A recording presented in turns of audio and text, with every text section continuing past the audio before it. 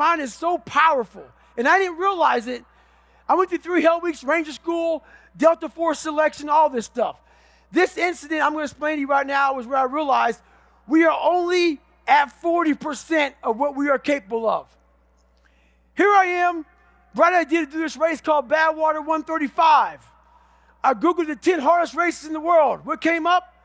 Crazy race in Death Valley. Summertime, 135 miles. I knew nothing about ultra running.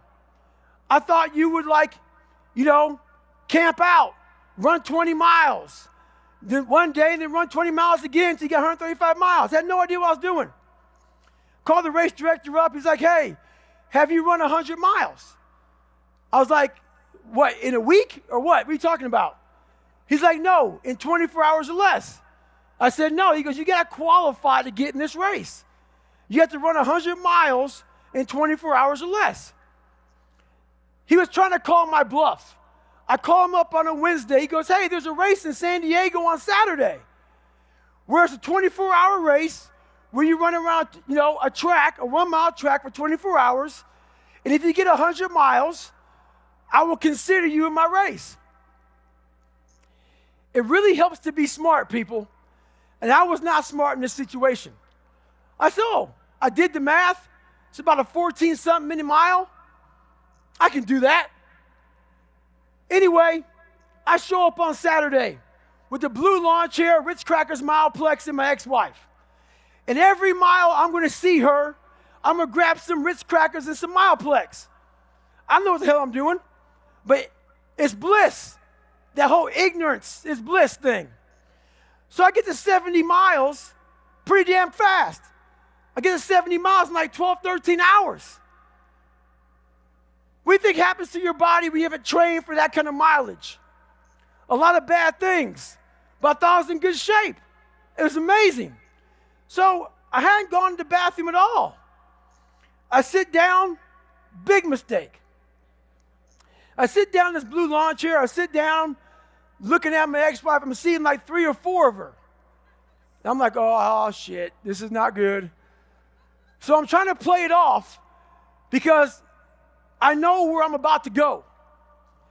So I'm sitting there, and when you haven't gone to the bathroom, you're dehydrated, your nutrition's all jacked up. You sit down, you got to go to the bathroom now. So I look at my ex-wife and go, do you love me? She said, yes. Why? I go, because I'm going to take a shit on myself right now. Because I can't stand up because my blood pressure's all messed up. So I'm sitting there literally pooping up my back and peeing blood down my leg. She's a nurse, so she's concerned. And I'm telling you right now, there's one thing you never want to hear as a black person. She said, you're starting to turn white. So I'm sitting there, and I'm all jacked up. And I'm like, okay, how in the world am I I got 30 miles to go. I should quit. But I didn't. What I started doing through this whole process was I started to study myself in the dark times.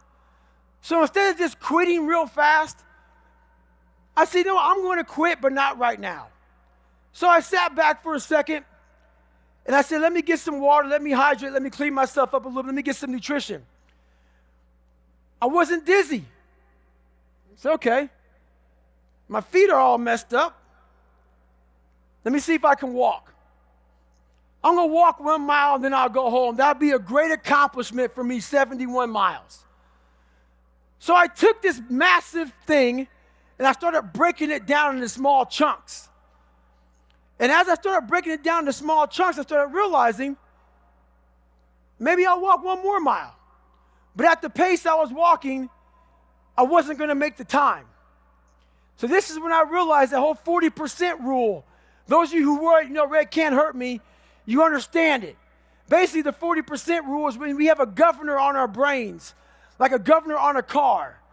A car may say 130, but if you put a governor on a car, it can only go 101. We do the same thing to our brains. I was born with limited horizons. born on the other side of the tracks. I didn't think I could be anybody. So my governor was myself. So once you take that governor off, you have limitless horizons. So here I am now, sitting in this chair, walk 75, I'm at 80 miles, but I'm not gonna make the time. The most amazing thing happens.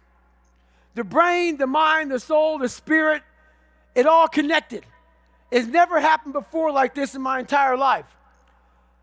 I ran the next 19 miles.